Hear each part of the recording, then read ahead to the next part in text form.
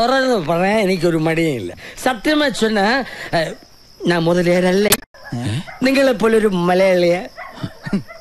നിങ്ങൾ കണ്ടത് എന്റെ തന്തയുടെയും തള്ളയുടെയും പടമല്ല, അറിയാമോ? മദ്യപിച്ചിട്ട് ഇങ്ങനെ അച്ഛനെ അമ്മയും തള്ളി പറയട്ടെ. ഞാൻ പറയും. ഞാൻ ഇന്നലെ തുടങ്ങിയതല്ല ഈ കുടി. എന്റെ അച്ഛൻ ശങ്കരൻ വേറെ ഒരു ദരിദ്രവാസിയായിരുന്നു. കഷ്ടം. എന്റെ മുത്തച്ഛൻ കാഞ്ചീപുരം തെരുവിൽ മുണ്ടും തോർത്തും വിറ്റിടന്നിരുന്ന ഒരാളായിരുന്നു. മുത്തച്ഛന്റെ അച്ഛനും വേറും തറ കച്ചവടം. പിന്നെ എങ്ങനെ ഈ നിലയിലെത്തി? കരയരുത്. എന്റെ അച്ഛൻ ശങ്കരൻ ഒരു മുതലയാർ പെണ്ണിനെ കെട്ടി, മീനാക്ഷി അമ്മ. അങ്ങനെ വെറും ശങ്കരലിംഗം മുതലയാരായി. പിന്നെ ഒറ്റ കേറ്റമായിരുന്നു. തെങ്ങിലേക്കോ? ഏത് തെങ്ങ്? അല്ല, പിന്നെയും ശങ്കരൻ തെങ്ങിലേക്കെന്ന് കേട്ടിട്ടുണ്ട്, അതുകൊണ്ട് ചോദിച്ചതാ. ഓ, പഴമൊഴി. ഇത് ബിസിനസ്സിലേക്കുള്ള കയറ്റം. വെച്ചിടി കയറ്റം. ഓ, പക്ഷെ ചാകാൻ നേരത്ത് ഭാര്യയുടെ പേരിട്ട പേരക്കിടാവിന്റെ പേരിൽ അങ്ങനെ സ്വത്തുമൊഴി എഴുതി വെച്ചിട്ട് വെള്ളമിറങ്ങാതെ ഗോവിന്ദ ഗോവിന്ദ എന്ന് പറഞ്ഞ് മേലോട്ട് പോയി. നിങ്ങൾ തമ്മിൽ ഉടക്കായിരുന്നു? ഇല്ലെന്ന് പറഞ്ഞൂടാ. അത് വെച്ചിട്ട് എനിക്കൊരു പണി തന്നതാ പരമനാറി. പേരായിരിക്കും.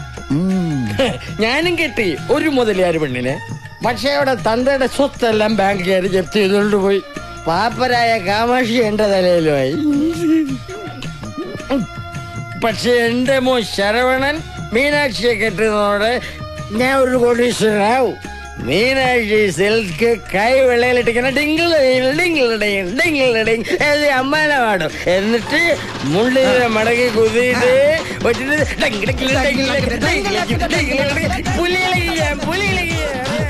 എന്തായി കാണിക്കുന്നത്? ഔട്ട് ഹൗസിലേക്ക് പോരുന്നത് കണ്ടപ്പോഴേ ഞാൻ സംശയിച്ചതാ ആ മാരിയപ്പം കൊണ്ടുവന്നത് ഇവിടെ ഒളിപ്പിച്ചു വെച്ചിട്ടുണ്ടാവുമെന്ന്. അതെ, ഒന്നും തോന്നരുത് കേട്ടോ. ബോധമില്ലാതെ ഓരോന്ന് വിളിച്ച് പറയുന്നത്. എത്ര ഓടിച്ചാലും ഞാൻ ബോധം വിടില്ല. ഈ ശ്രീരാമലിംഗ സ്റ്റഡി ആയിരിക്കും. സ്റ്റഡി ആയിട്ട് നിൽക്കും. എനിക്കറിയാത്തതല്ലോ.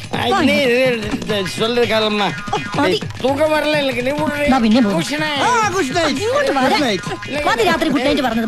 ഇതാണ് ഓരോരുത്തരുടെ തനി സ്വഭാവം അറിയണമെന്നുണ്ടെങ്കിൽ ബിവറേജ് വാട്ടർ ഉള്ളിൽ ചെല്ലണമെന്ന് പറയണത്. കല്യാണം കഴിയുന്നത് വരെ ഈ പുലികളി കാണേണ്ടി വരുമെന്നാ എന്റെ പേടി.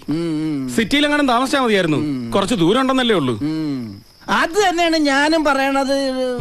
ഇവിടെ വലിയ ശല്യമൊന്നും ഇല്ലാട്ടാ. സാപ്പാട് എങ്ക വെക്കരുത്. എവിടെ വെച്ചാലും എനിക്ക് സമ്മതം. അയ്യോ, ഇപ്പൊ അതൊന്നും വേണ്ട. വിളമ്പി തരണോന്നാ ചോദിച്ചത്. എന്നാ വിളമ്പിക്കോ. വേണ്ട, ഞങ്ങൾ വിളമ്പിക്കോളാം. പൊയ്ക്കോ.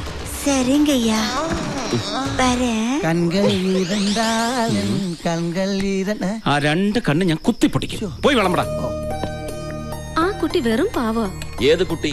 മീനാക്ഷി. ഏയ്, അത് പാവൊന്നുമല്ല. കോടിക്കണക്കിന് രൂപയുടെ സ്വത്തുള്ള പെണ്ണ. സ്വത്തിന്റെ കാര്യമല്ല പറഞ്ഞത്. പിന്നെ എന്നോട് മനസ്സ് തുറന്ന് കൊറേ കാര്യങ്ങൾ സംസാരിച്ചു. അല്ലേലും മനസ്സ് തുറപ്പിക്കാൻ നിനക്ക് നല്ല മിടുക്കാണല്ലോ. കട്ടിക്കിടിച്ചാ തുറക്കാത്ത എന്റെ മനസ്സ് മേശ വലിപ്പ് തുറക്കും പോലെ ഈസി ആയിട്ട് തുറന്നു കളഞ്ഞില്ലേ? നിർത്തി. മീനാക്ഷിയെ കണ്ടപ്പോ ഏതോ മുജ്ജന്മത്തിൽ പരിചയമുള്ള ഒരാളെ കണ്ട പോലെയാ എനിക്ക് തോന്നിയത്.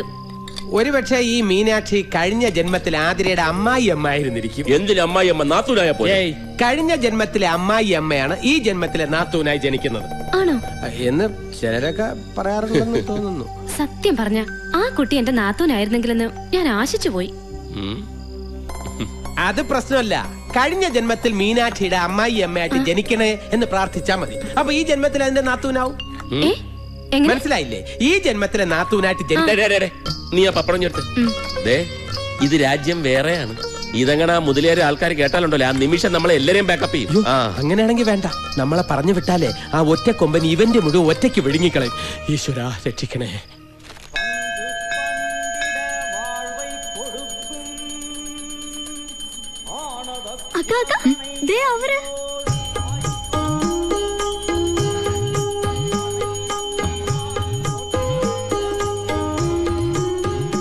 എന്നോട് നോണ പറഞ്ഞല്ലേ? നാലഞ്ച് മക്കളുണ്ടെന്ന് പറഞ്ഞില്ലേ? അതാണോ? നീനോക്ക് താൻ പറഞ്ഞത് നിങ്ങക്ക് കല്യാണമേ കിട്ടിക്കില്ലെന്ന്.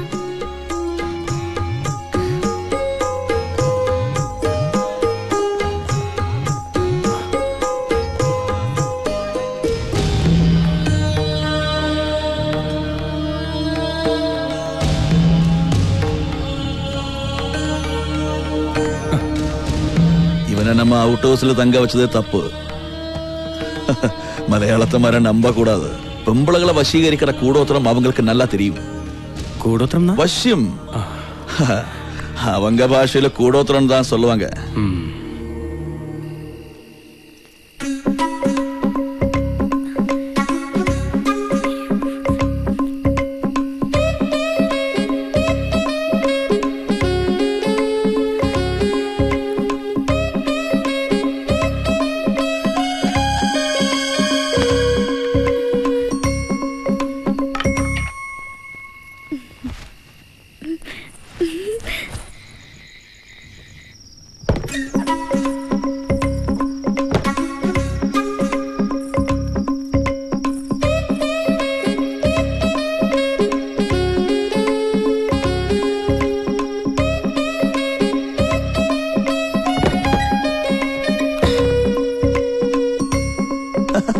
என்னடி இது? மீனுக்கு குளிச்சிட்டு இருக்க, சத்தம் போடாத. என்னடி இது? அந்த ஆளோட சட்டை ஏன் திருடிக்கிட்டு வந்த? சொல்லடி. அது வந்து எனக்கு அவரை ரொம்ப பிடிச்சிருக்கு மாமா. அவரை எனக்கு கட்டி வச்சிடுங்க. என்னது? அவரை உனக்கு கட்டி வைக்கிறதா? உனக்கு என்ன பைத்தியமா? ஆமா, அவர் மேல எனக்கு பைத்தியம் தான். அப்பா கிட்ட அம்மா கிட்ட சொல்லி எங்க கல்யாணம் நீங்க தான் நடத்தி வைக்கணும். சொல்லுங்க மாமா, கட்டி வைக்கிறியா? கட்டி வைக்கிறேன். ரொம்ப தேங்க்ஸ் மாமா. ஆனா நான் சொல்ற மாதிரி நீ செய்யுமா? எது வேணாலும் செய்றேன். இந்த மாதிரி மாமாவுக்கும் மீனாட்சி அக்காவுக்கும் ரகசிய தொடர்பு இருக்குன்னு நீ சொல்லணும். அது நீ கண்ணால பார்த்தேன்னு சொல்லணும். சொல்றியா? அது போய் தானே மாமா. உனக்கு வந்த சரத்குமாருக்கு கல்யாணம் நடக்கணுமா வேண்டாமா? நடக்கணும். அப்ப நீ இது சொல்லித்தான் ஆகணும். சொல்றியா?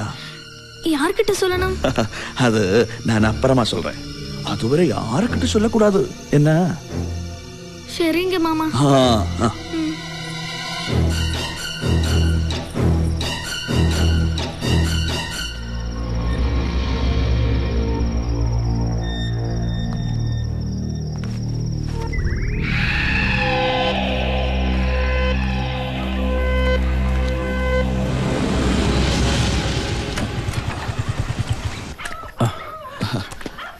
மாரியன் இந்த நேரத்துல ஏன் எங்க? அல்ல, அது வந்து பின்னால என்னமா மறைச்சு வச்சிருக்க? ஒண்ணும் இல்ல. என்ன நான் பார்க்க கூடாதா? என்ன மன்னிச்சிடுங்க சிரவா. இது மீனாட்சி தான் தந்தது. யாருக்கும் தெரியாம என்ன பார்க்கணும்னு மீனாட்சி தான் சொன்னா. என்ன விவரம் தெரிஞ்சுக்க அவள் ரூமுக்கு போனேன். என் மேல அவளுக்கு இத்தனை ஆசை இருக்கணும்னு நான் கனவு கூட நினைக்கல. ஆனா தப்பு நடந்து போச்சு. நான் ஒரு ஆம்பளை தானே. நாளைக்கு சரவணனுக்கு நிச்சயதார்த்தம் செய்ய போற பொண்ணு அவளை தானே நினைக்கணும். இந்த விஷயம் வெளியே யாருக்குமே தெரிய வேண்டாம். நீ அவளுக்கு தாலி கட்டிடு. நான் இந்த பக்கமே நீ வர வேண்டாம். நான் பொறுக்கையா இருக்கலாம். ஆனா எனக்கு வரப்போற பொண்டாட்டி வருவது நெச்சிலா இருக்க கூடாது. நான் இப்படி எல்லார்கிட்ட சொல்றேன். வேண்டாம்.